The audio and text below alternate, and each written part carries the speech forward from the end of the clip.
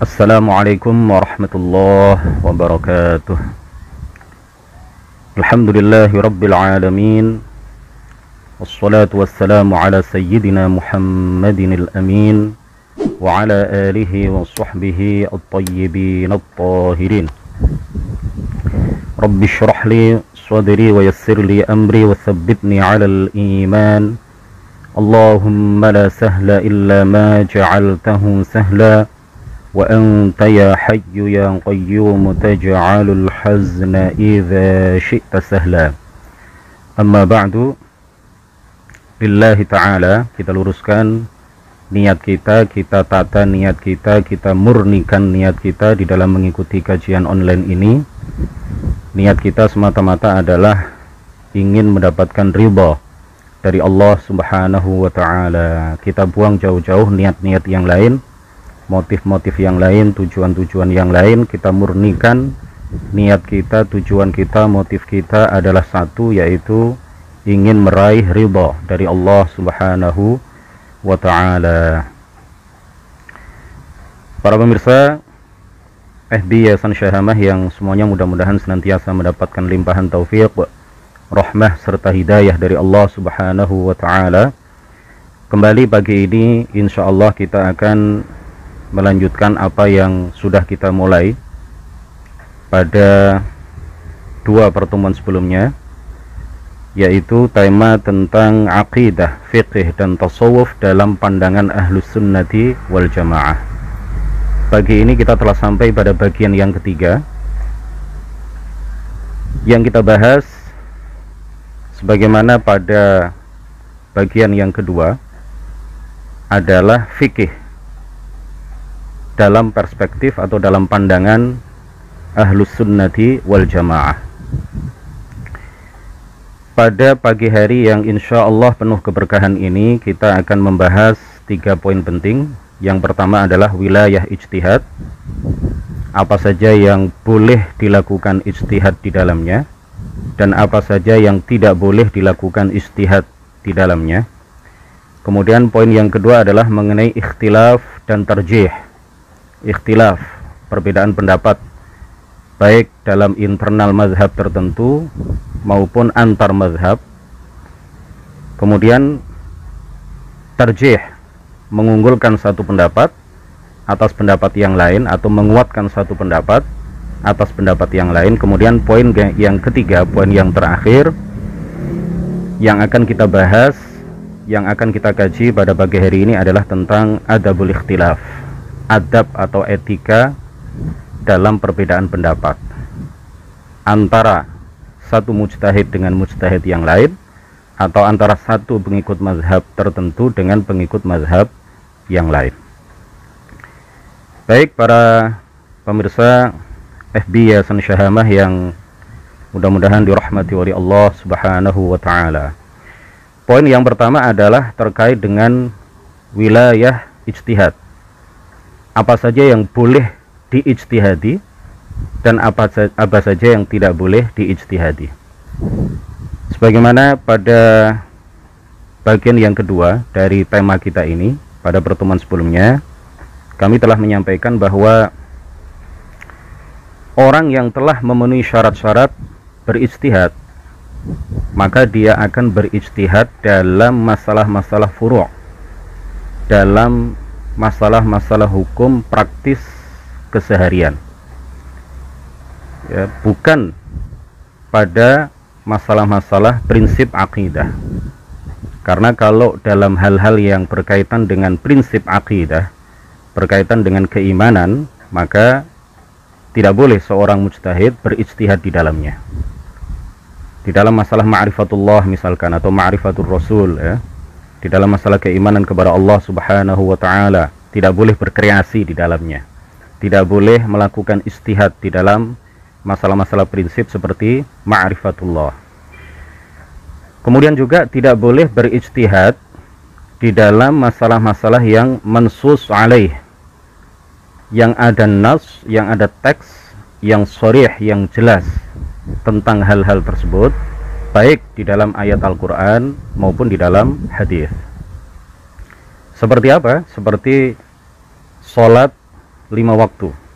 Tidak boleh orang berijtihad, mengerahkan daya upaya, kemudian berkreasi, lalu memunculkan sebuah pendapat, sholat yang wajib dilakukan umat Islam bukan 5 waktu, tetapi harus ditambah dengan sholat malam, harus ditambah dengan sholat duha misalkan, karena sholat malam itu faidahnya sangat besar.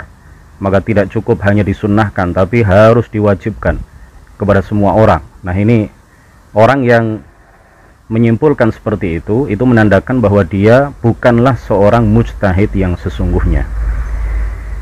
Dia adalah seorang yang hanya mengaku-ngaku sebagai orang yang telah memenuhi syarat berijtihad, tetapi karena ijtihadnya di dalam wilayah yang tidak boleh dilakukan ijtihad di dalamnya, yaitu mengenai sesuatu yang mansus alaih, mengenai sesuatu yang memang ada nas sharih, ada teks yang jelas di dalam Al-Quran dan hadis bahwa sholat yang wajib itu hanya 5 waktu dalam sehari semalam, maka orang tersebut berarti bukan orang yang betul-betul sebagai mujtahid.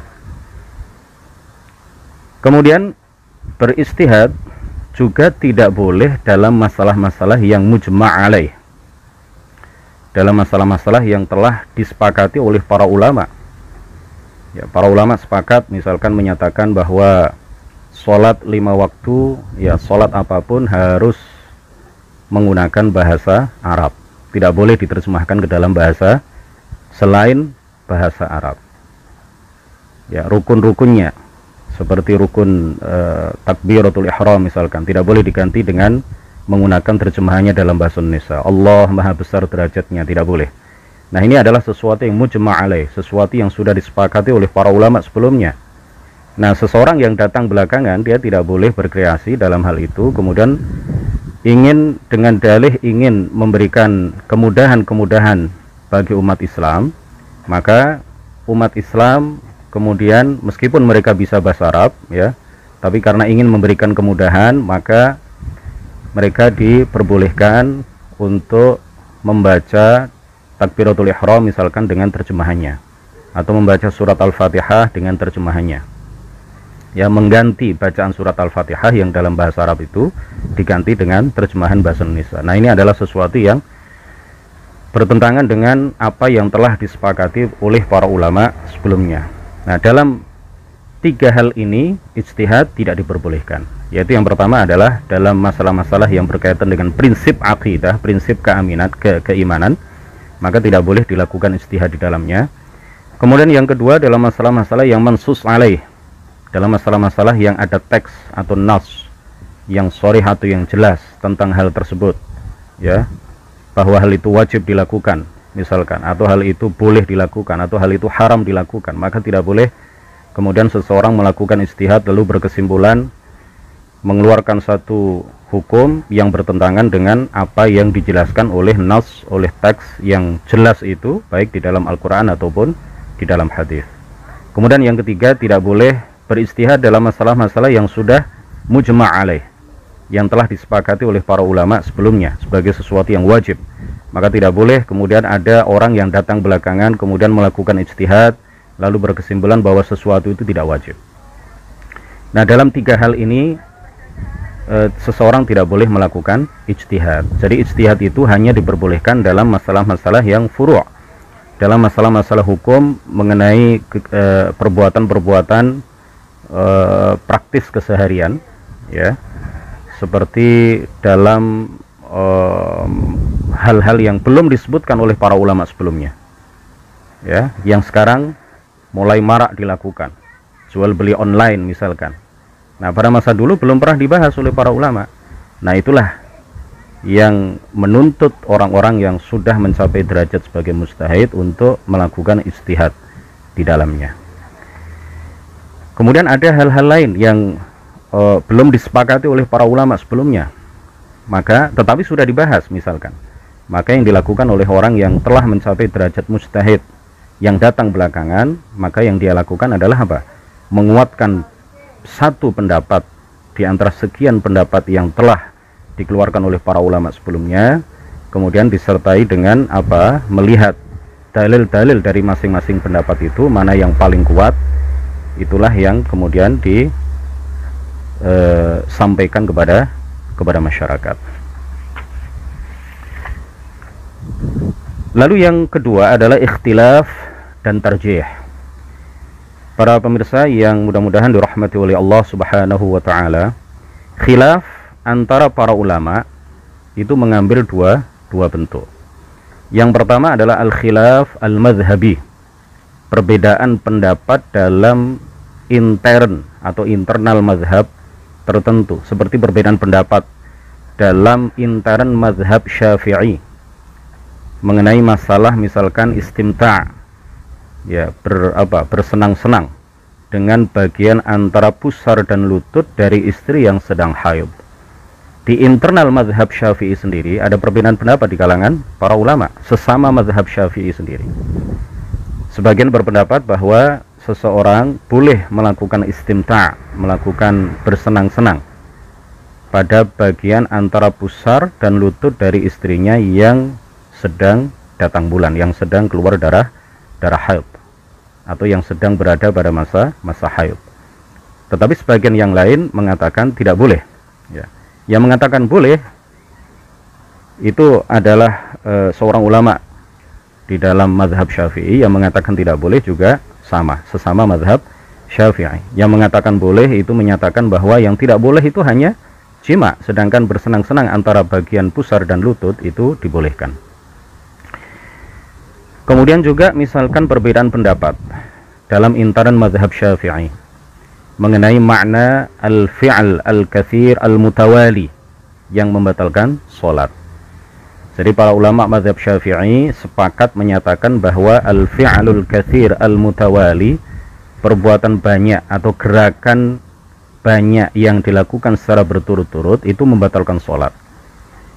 Tetapi antara satu ulama dengan ulama yang lain di dalam menafsirkan dan memberikan definisi atau pengertian terkait dengan gerakan banyak yang berturut-turut yang membatalkan sholat, ini mereka berbeda-beda.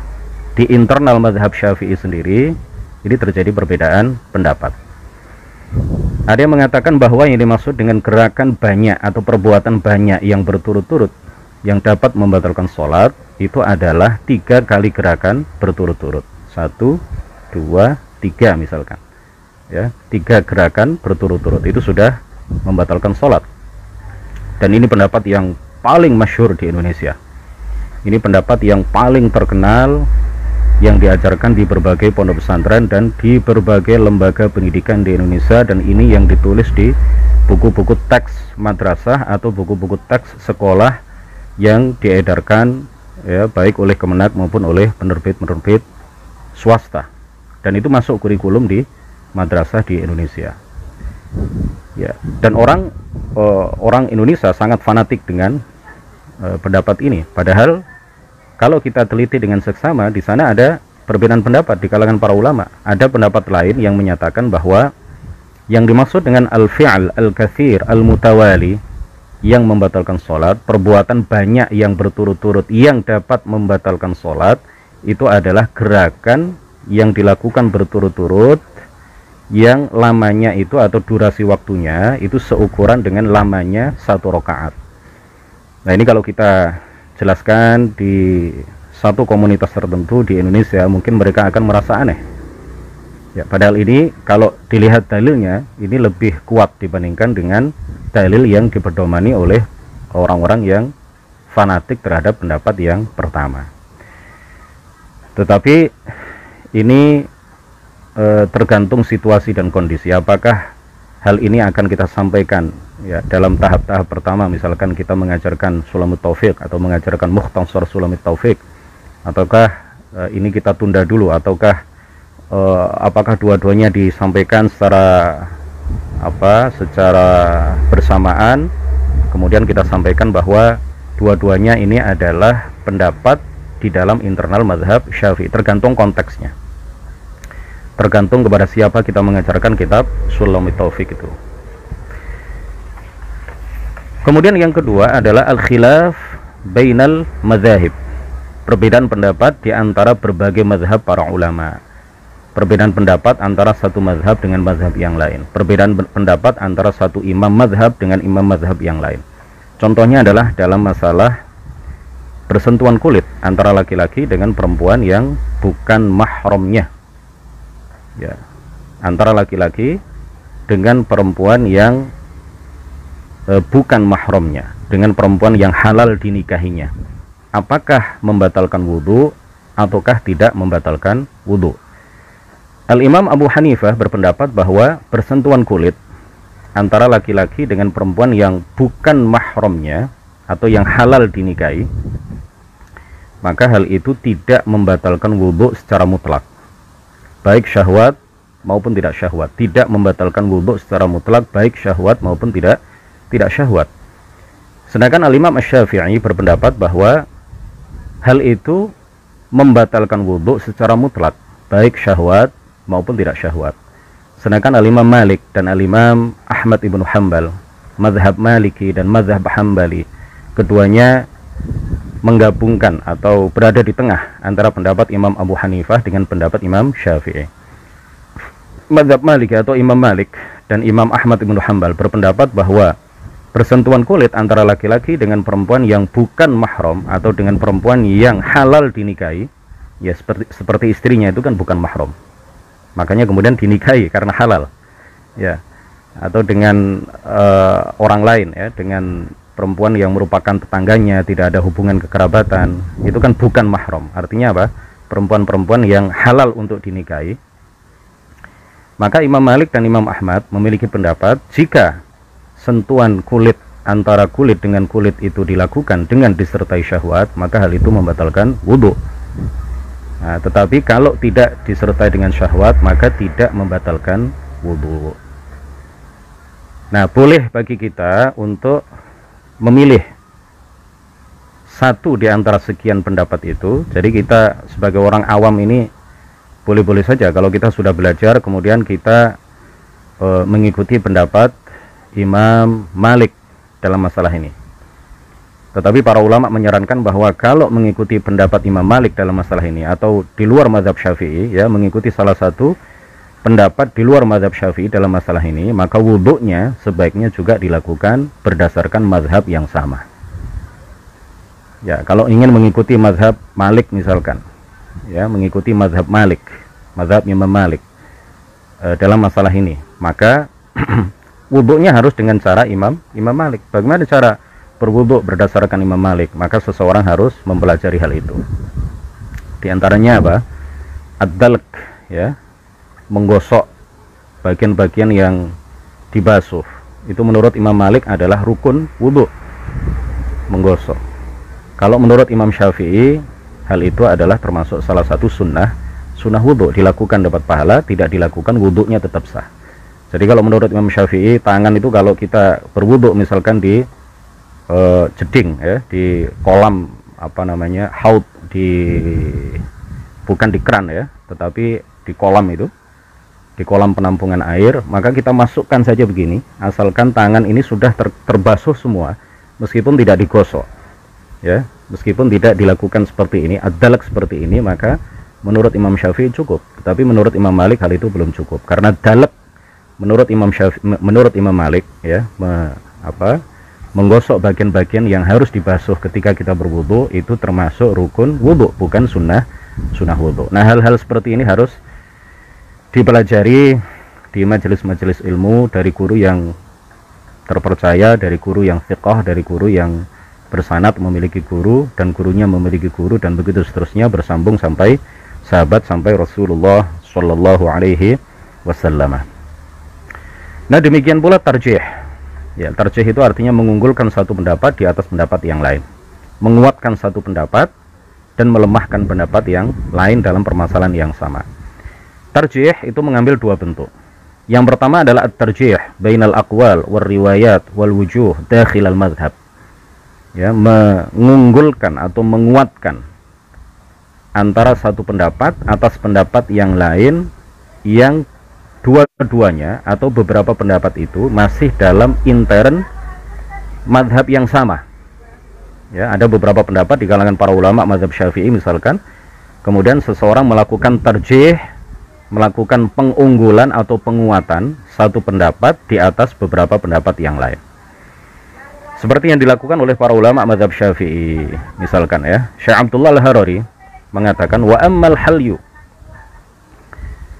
المباح من ذهب أو فضة فقد اختلف فيه الأئمة فأبو حنيفة يرى وجوب الزكاة في حلي النساء وأما الشافعي فقال فيه قولين مرة قال تجب الزكاة في حلي النساء ومرة قال لا تجب والاحتياط أن يزكى الحلي.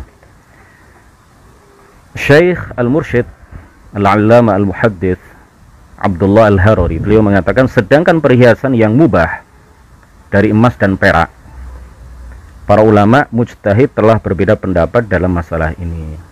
Imam Abu Hanifah berpendapat wajib zakat pada perhiasan perempuan, sedangkan Asy-Syafi'i memiliki dua pendapat atau dua qaul tentang hal itu. Suatu kali beliau menyatakan wajib zakat pada perhiasan perempuan, dan di kali yang lain ia mengatakan tidak wajib, dan yang lebih berhati-hati hendaknya dikeluarkan zakat wajib, ya, dikeluarkan zakat wajib mengenai atau terkait dengan zakat perhiasan. Jadi ada perbedaan pendapat di kalangan para ulama, ya. Nah, yang kita bahas sekarang adalah poin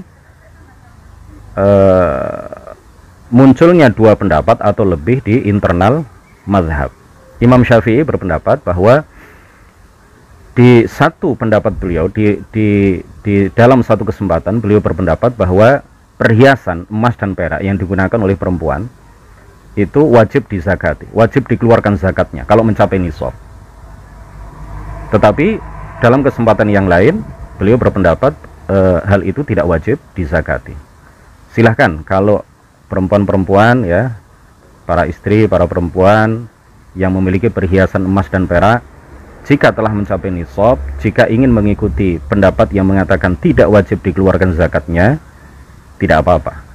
Jika mengikuti pendapat yang wajib dikeluarkan zakatnya jika telah mencapai nisab, maka itu lebih berhati-hati. Beliau juga mengatakan, Syekh Abdullah juga mengatakan, wal qaulur rajihu dalilan min qaulai al-Imam Syafi'i annahu yuzakka, dan pendapat yang kuat, pendapat yang lebih unggul. Nah, ini contoh tarjih, ya, contoh satu tarjih yang dilakukan oleh Syekh Abdullah, di mana beliau mengunggulkan satu pendapat di atas pendapat yang lain di dalam internal mazhab Syafi'i. Jadi sebagaimana tadi sudah disampaikan bahwa di dalam mazhab Syafi'i sendiri, Imam Syafi'i sendiri bahkan, bukan ulama-ulama pengikut Imam Syafi'i, Imam Syafi'i sendiri bahkan memiliki dua pendapat. Karena sebagaimana kita tahu bahwa Imam Syafi'i ketika beliau di Irak, ketika beliau di Baghdad, itu memiliki aqwal, memiliki pendapat-pendapat yang disebut dengan al-qaul al-qadim. Kemudian ketika beliau berpindah dari Baghdad menuju ke Mesir, kemudian beliau memiliki aqwal juga, memiliki beberapa pendapat yang berbeda dengan pendapat-pendapat yang beliau keluarkan pada saat beliau berada di Baghdad. Pendapat beliau selama di Mesir ini disebut sebagai al-qaul al-jadid, pendapat yang baru. Sementara pendapat beliau ketika berada di Baghdad ini disebut sebagai al-qaul al-qadim, pendapat yang lama. Nah, Al-Imam Abdullah Al-Harari, Syekh Abdullah Al-Harari, beliau mentarjih, mengunggulkan pendapat Imam Syafi'i yang menyatakan bahwa perhiasan emas dan perak yang dipakai, yang dikenakan oleh perempuan itu wajib dizakati berdasarkan sebuah hadis dari Asma binti Yazid, ya, dan seterusnya, tidak perlu saya baca. Berdasarkan sebuah hadis, ya, berdasarkan sebuah hadis. Kemudian yang kedua adalah tarjih itu mengambil bentuk at-tarjih baina aqwalil mujtahidin wal madzahib. At-tarjih baina aqwal al-mujtahidin wa ashab al-madzahib, ya, mengunggulkan satu pendapat yang dikeluarkan oleh seorang pendiri mazhab atau seorang mujtahid atas pendapat yang dikeluarkan oleh mujtahid yang lain yang di luar mazhab yang diikuti oleh pendapat yang pertama. Seperti apa? Seperti yang dilakukan oleh para ulama mujtahid seperti Al-Imam Muhammad, ya, Ibn Ismail Al-Bukhari. Beliau adalah seorang mujtahid, pengarang kitab Sahih Al-Bukhari. Ini Beliau terkenal sebagai seorang pakar hadis, memiliki banyak sekali karangan tentang hadis, tetapi di samping itu beliau juga telah mencapai derajat sebagai seorang mujtahid. Beliau melakukan tarjih, ya, baina aqwal al-mujtahidin, antara beberapa pendapat yang dikeluarkan oleh para imam mujtahid. Seperti dalam masalah aurat laki-laki. Seperti dalam masalah aurat laki-laki. Beliau mengatakan di dalam Sahih Al-Bukhari, ya, beliau mengatakan di dalam kitab Sahih Al-Bukhari, babu ma yuzkaru fil fakhidh wa yurwa 'an ibni Abbas wa Jarhad wa Muhammad ibn Jahsh 'an an-nabiy sallallahu alaihi wasallam al-fakhidhu 'aurah. Wa qala Anas حصر النبي صلى الله عليه وسلم عن فخذه وحديث أنس أسند وحديث جرهد أحوط حتى يخرج من اختلافهم atau min ikhtilafihim. Beliau mengatakan di dalam kitab Sahih Al-Bukhari, bab riwayat-riwayat tentang paha. Apakah paha seorang laki-laki itu termasuk aurat ataukah bukan aurat? Beliau kemudian mengatakan diriwayatkan dari Ibnu Abbas, dari Jarhad, ya, dari Ibnu Abbas, Jarhad bin Muhammad. Diriwayatkan dari Ibnu Abbas, Jarhad dan Muhammad ibnu Jahsh dari Nabi Shallallahu Alaihi Wasallam. Beliau bersabda bahwa al-fakhidhu aurah, paha itu adalah termasuk aurat, paha laki-laki maksudnya, ya. Kemudian Anas berkata, Nabi membuka pahanya. Di dalam riwayat yang lain, Anas mengatakan Nabi pernah membuka pahanya di hadapan orang lain, di hadapan Abu Bakar, di hadapan Umar. Ketika Utsman datang, lalu Nabi menutup paha beliau. Nah, Imam Al-Bukhari mengatakan di dalam upaya beliau untuk melakukan tarjih, untuk mengunggulkan satu pendapat di atas pendapat yang lain, apakah paha laki-laki itu termasuk aurat yang wajib ditutupi ataukah bukan termasuk aurat. Beliau mengatakan, Al-Bukhari mengatakan, hadis Anas lebih kuat sanadnya dan hadis Jarhad lebih berhati-hati agar bisa keluar dari khilaf para ulama. Jadi beliau mengatakan bahwa hadis yang diriwayatkan oleh Anas ini asnad, lebih kuat sanadnya. Nah, beliau cenderung mengikuti pendapat yang menyatakan bahwa paha itu bukan aurat. Tetapi kemudian beliau mengatakan hadis Jarhad itu lebih berhati-hati. Artinya kalau paha itu ditutupi, maka hal itu adalah mengikuti pendapat yang lebih berhati-hati. Jadi paha untuk pendapat yang menyatakan bahwa paha termasuk aurat, maka ini adalah pendapat yang lebih berhati-hati. Sebagaimana yang dikatakan oleh para ulama usul fiqh bahwa al-khuruj minal khilaf mustahab, keluar dari berbagai perbedaan pendapat itu adalah sesuatu yang dianjurkan, adalah sesuatu yang disunnahkan. Artinya apa? Kalau kita kemudian mengikuti pendapat yang menyatakan bahwa paha itu adalah aurat, kemudian kita di dalam berbagai kesempatan kita selalu menutupi paha kita, maka kita artinya mengikuti pendapat yang lebih berhati-hati, dan itu artinya kita keluar dari perbedaan pendapat. Karena kalau paha itu kita tutup, maka itu boleh menurut pendapat yang pertama dan boleh menurut pendapat yang kedua. Sementara kalau kita mengikuti pendapat yang menyatakan bahwa paha itu bukan aurat, kemudian kita ikuti, lalu kita dalam berbagai kesempatan atau dalam kesempatan-kesempatan tertentu kita membuka paha, itu artinya boleh menurut satu pendapat, tidak boleh mengikuti pendapat yang lain. Nah, yang disunnahkan adalah kita melakukan satu perbuatan yang dibolehkan oleh semua pendapat. Jadi kalau kita selalu menutupi aurat kita, ya, yang paha ini, bagian paha ini, kemudian kita mengikuti pendapat yang menyatakan bahwa paha adalah termasuk aurat, maka itu artinya kemudian kita lakukan penutupan terhadap selalu kita tutupi paha kita, bagian paha kita, maka itu artinya hal itu boleh menurut semua pendapat. Nah, Al-Hafidz Ibnu Hajar dalam Fathul Bari Syarah Sahih Al-Bukhari menjelaskan, qauluhu babu ma yustaru minal aurah ay kharijas shalah. Wadh-dhahiru min tasarrufil musannifi annahu yara annal wajiba satrus sawataini faqat. Ibnu Hajar di dalam Syarah Sahih Al-Bukhari mengatakan perkataan Al-Bukhari bab bagian aurat yang ditutup, yakni di luar sholat. Ya, yang dimaksud adalah di luar sholat. Dan yang terlihat dari sistematika Al-Bukhari, bahwa ia berpendapat yang wajib adalah menutup 2 kelamin saja di luar sholat. Ya. Menurut Imam Al-Bukhari, sebagaimana juga diriwayatkan dari salah satu pendapat dari Imam Malik, bahwa paha itu bukan aurat, dan pendapat inilah yang diikuti atau dipedomani oleh Imam Al-Bukhari. Jadi menurut beliau, yang merupakan aurat yang wajib ditutup oleh seorang laki-laki di luar sholat itu hanyalah as-sawataini faqat, ya, al-qubul wad dubur. Jadi alat kelamin saja dan lubang dubur itu saja.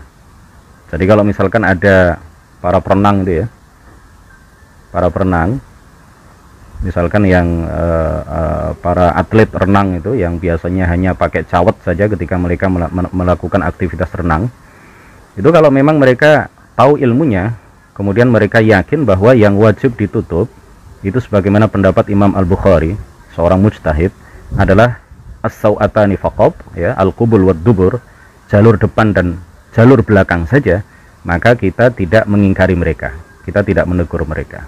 Ya, mungkin saja mereka mengikuti pendapat Imam Al-Bukhari dan mengikuti salah satu dari pendapat mazhab 4, karena memang ada di dalam mazhab 4 itu yang menyatakan bahwa aurat laki-laki di luar sholat itu hanya as-sawatani, hanya al-qubul wad dubur, atau hanya jalur depan dan jalur belakang. Kemudian yang terakhir, adabul ikhtilaf, etika di dalam berbeda pendapat.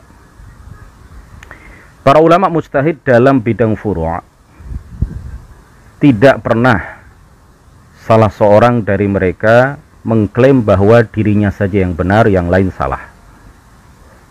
Seorang mujtahid tidak pernah mengatakan kepada mujtahid yang lain, Anda salah, Anda sesat, Anda pelaku bid'ah, yang benar itu hanya saya.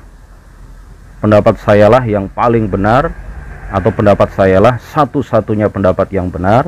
Sementara mujtahid-mujtahid yang lain kalau mengeluarkan pendapat-pendapat yang berbeda dan bertentangan dengan pendapat saya, maka mereka semuanya sesat. Mereka semuanya menyatakan pendapat yang bertentangan dengan Al-Quran dan hadis. Ya, ini tidak pernah dilakukan oleh para ulama mujtahid. Tidak pernah ada seorang mujtahid yang betul-betul mujtahid yang mengatakan seperti itu. Ya, kalau ada seseorang yang mengatakan seperti itu, mengklaim bahwa pendapatnya saja yang benar, pendapat mujtahid yang lain salah, ini berarti mujtahid abal-abal ini, ya. Seseorang yang hanya ngaku-ngaku dirinya sebagai mujtahid padahal dia tidak mencapai derajat sebagai seorang mujtahid. Oleh karena itulah, antara satu sahabat dengan sahabat yang lain, antara Abu Bakar dengan Umar, antara Umar dengan Ali bin Abi Thalib, antara Umar dengan Utsman misalkan, mereka terkadang berbeda pendapat di dalam masalah-masalah furu', di dalam masalah-masalah fikih, dan tidak ada satupun di antara mereka yang saling menyesatkan satu sama lain. Tidak ada yang kemudian mengatakan Anda sesat, yang benar saya, tidak ada. Begitu juga para ulama setelah generasi sahabat, ya, mereka tidak ada satupun yang mengklaim bahwa hanya pendapatnya saja yang benar sementara pendapat yang lain salah. Sayyiduna Umar ketika dalam keadaan terluka, ya, menjelang wafat beliau mengatakan begini, Inni kuntu ra'aitu fil jaddi ra'yan, fa in ra'aitumuhu an tattabi'uhu fattabi'uh. Saya sudah punya pendapat tentang hak waris kakek. Jika kalian melihat itu layak diikuti, maka ikutilah. Nah, kemudian Sayyiduna Utsman yang berada di lokasi ketika itu mengatakan begini, In nattabi' ra'yaka fa innaka rushdun, fa innahu rushdun. Wa in nattabi' ra'ya asy-syaikh qablaka fala ni'ma dzur ra'yi kan. Jika kami mengikuti pendapat Anda, maka itu adalah petunjuk, kata Sayyidina Utsman kepada Sayyidina Umar. Maka itu adalah petunjuk dan kebenaran. Dan jika kami mengikuti syekh sebelum Anda, yaitu Abu Bakar As-Siddiq radhiyallahu anhu, maka beliau adalah sebaik-baik orang yang berijtihad. Jadi Sayyidina Umar tidak menyalahkan pendapat Sayyidina Abu Bakar. Sayyidina Umar tidak menyalahkan pendapat Sayyidina Abu Bakar. Sayyidina Utsman juga tidak menyalahkan satu di antara dua pendapat yang masing-masing dikeluarkan oleh Sayyiduna Abu Bakar maupun Sayyiduna Umar ibnu Al-Khattab radhiyallahu anhuma. Ini dalam masalah hak waris kakek sebagaimana dibahas oleh para ulama ahli waris, ya, para ulama fikih, bahwa Abu Bakar mengatakan atau menyatakan satu pendapat bahwa kakek, ya, abul ab, ayahnya ayah, itu posisinya atau kedudukannya sama dengan al-ab, sama dengan ayah. Jika ayah ada, maka saudara-saudara mayit tidak mendapatkan warisan. Nah, begitu juga apabila ayah ini tidak ada, tetapi ada kakek, ada ayahnya ayah, maka saudara-saudara mayit tidak mendapatkan hak waris. Ini berbeda dengan pendapat Sayyiduna Umar. Sayyiduna Umar mengatakan bahwa ayah, ya, jika ada ayah itu memang saudara-saudara mayit tidak mendapatkan hak waris. Tetapi ayahnya ayah ini karena tidak ada nas baik di dalam Al-Quran maupun hadis, ya, maka tidak bisa disamakan dengan ayah. Kakek atau ayahnya ayah itu tidak bisa disamakan dengan ayah, kata Sayyidina Umar. Jadi meskipun ada kakek, meskipun ada ayahnya ayah, abul ab, ya, itu tidak menghalangi saudara-saudara mayit untuk mendapatkan hak waris. Jadi sama-sama mendapatkan hak waris, baik kakek maupun saudara-saudara mayit. Al-Khalifah Ar-Rashid Umar ibn Abdul Aziz, beliau mengatakan, "Ma sarrani law anna ashab Muhammadin lam yakhtalifu li'annahum law lam yakhtalifu lam takun rukhsah." Al-Khalifah Umar ibn Abdul Aziz mengatakan, saya tidaklah gembira seandainya para sahabat tidak berbeda pendapat dalam hukum, dalam masalah-masalah hukum. Karena seandainya mereka tidak berbeda pendapat, niscaya tidak akan ada rukhsah, tidak akan ada keringanan di dalam masalah hukum. Kenapa ada rukhsah? Karena memang ada perbedaan pendapat di kalangan para ulama. Jika tidak ada perbedaan pendapat sama sekali, maka hal itu akan sangat memberatkan bagi umat Islam. Nah, kemudian adab al-ikhtilaf yang berikutnya adalah para ulama ahli ijtihad, ya, orang-orang yang telah mencapai derajat sebagai mujtahid, itu tidak pernah melarang orang untuk mengikuti mazhab orang lain, selama orang yang diikuti itu memang betul-betul ahli berijtihad. Tidak pernah Imam Syafi'i misalkan melarang orang-orang untuk mengikuti mazhab selain mazhab beliau. Imam Abu Hanifah tidak pernah melarang orang-orang untuk mengikuti mazhab selain beliau. Imam Ahmad, ya, sebagai murid Imam Syafi'i tidak pernah mengatakan, saya memang muridnya Asy-Syafi'i tapi saya lebih hebat dari Asy-Syafi'i, saya lebih jago di dalam masalah hadis dibandingkan dengan guru saya Asy-Syafi'i, maka ikutilah pendapatku, jangan kalian mengikuti pendapat Asy-Syafi'i. Tidak pernah satupun di antara ulama mujtahid yang pernah mengatakan seperti itu. Nah, ini adalah orang-orang yang memang telah betul-betul mencapai derajat sebagai seorang mujtahid. Kalau memang orang lain yang diikuti itu memang betul-betul telah mencapai derajat sebagai orang mujtahid, ya, sebagai orang yang telah mencapai derajat mujtahid, maka tidak mengapa mengikuti orang lain. Ya, tetapi kalau orang yang diikuti, orang lain yang diikuti itu orang yang hanya mengaku-ngaku sebagai seorang mujtahid, sementara dia bukan ahli berijtihad, itu pasti Imam Syafi'i akan memperingatkan orang itu untuk tidak mengikuti orang yang hanya ngaku-ngaku berijtihad padahal dia belum mencapai derajat sebagai mujtahid. Tetapi kalau memang sama-sama telah mencapai derajat mujtahid, maka Imam Syafi'i misalkan tidak pernah melarang orang untuk mengikuti pendapat orang lain selama orang lain itu betul-betul telah mencapai derajat mujtahid. Kemudian adab al-ikhtilaf yang berikutnya adalah tidak pernah satu di antara sekian mujtahid yang ada ini kemudian berambisi untuk mengajak semua umat Islam mengikuti pendapatnya. Nah, ini mereka bukan dalam rangka pilkada, mereka bukan dalam rangka untuk bukan dalam rangka untuk menjadi calon bupati, calon wali kota, calon gubernur, calon presiden. Pilihlah saya, jangan memilih yang lain. Mereka tidak sedang dalam kampanye. Mereka adalah orang-orang yang sangat berhati-hati di dalam menentukan satu hukum, butuh proses yang panjang untuk sampai pada kesimpulan suatu hukum, dan mereka sama sekali tidak berambisi bahwa pendapat mereka itu harus diikuti oleh seluruh umat Islam, kemudian bersaing dengan mujtahid yang lain. Umat Islam ini berapa persen yang ikut saya, berapa persen yang ikut orang lain. Mereka tidak seperti itu, ya. Jika orang lain melihat dan menilai bahwa pendapatnya benar, silakan diikuti. Jika orang-orang yang berada di sekitar mereka atau dimanapun mereka berada berpendapat dan menilai bahwa pendapat mujtahid yang lain yang lebih benar dan sesuai dengan dalil, maka tidak mengapa kalau kemudian mereka mengikuti mujtahid yang lain. Nah, dalam masalah ini para ulama biasanya menyebutkan satu kaidah yang penting sekali untuk kita terapkan dalam kehidupan kita sehari-hari. Ada satu kaidah usul yang telah disepakati oleh para ulama. Kaidah itu berbunyi la yunkarul mukhtalafu fihi wa innama yunkaru al-mujma'u alaihi. La yunkarul mukhtalafu fihi wa innama yunkaru al-mujma'u alaihi.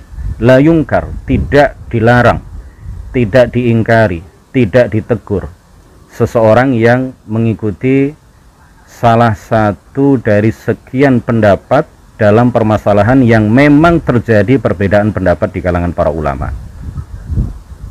Wa innama yunkarul mujma'u alaihi, yang ditegur, yang dilarang, yang diingatkan adalah seseorang yang melakukan perbuatan menurut ijma' para ulama hal itu tidak boleh dilakukan. Jadi yang diingkari. Jadi kalau ada orang yang mengikuti pendapat, salah satu pendapat yang menyatakan bahwa aurat laki-laki itu adalah as-sawatan, ya, di luar sholat, as-sawatan, kubul dan dubur, jalur depan dan jalur belakang, sementara paha itu bukan aurat. Dia telah mempelajari ilmu tentang hal itu, lalu dia menerapkan hal itu, dia memakai celana pendek, dan dia betul-betul telah belajar mengenai ilmu tentang hal itu, maka tidak boleh kita mengingkari, karena dia memang melakukan satu tindakan yang memang masih diperselisihkan oleh para ulama mengenai kebolehan hal itu. Tetapi kalau ada seseorang yang melakukan sholat maghrib 4 rakaat, sengaja melakukan sholat maghrib 4 rakaat, bukan lupa, ya, sengaja melakukan sholat maghrib 4 rakaat. Hari pertama mungkin kita mengira bahwa dia lupa, ternyata hari kedua juga begitu, hari ketiga juga begitu. Ketika kita tanya, kamu mengikuti pendapat siapa?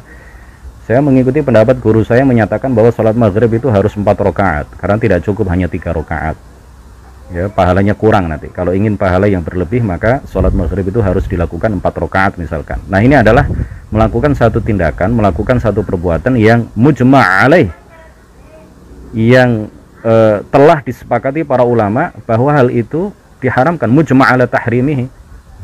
Ya, para ulama semuanya sepakat menyatakan bahwa sholat maghrib itu 3 rakaat, lalu dia melakukan satu perbuatan yang menyalahi hal itu, maka wajib kita tegur, wajib kita ingatkan, wajib kita ajari.